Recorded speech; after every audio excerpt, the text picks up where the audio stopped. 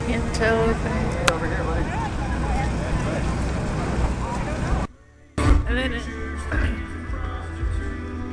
it starts doing numbers of what you're taping, you know, how much you're taping.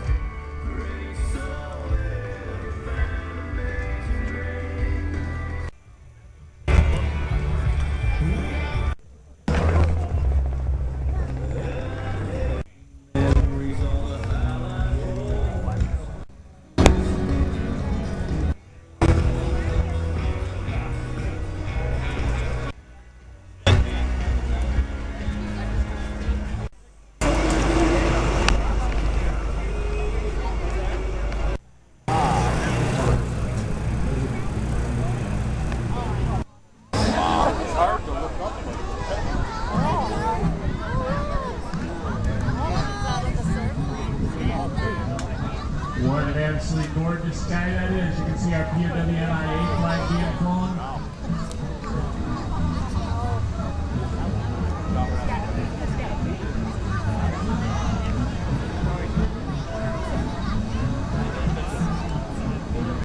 Flag today is JT Hill, Robbie Root with the streamers, and with the smoke today, Bjarne Sorensen.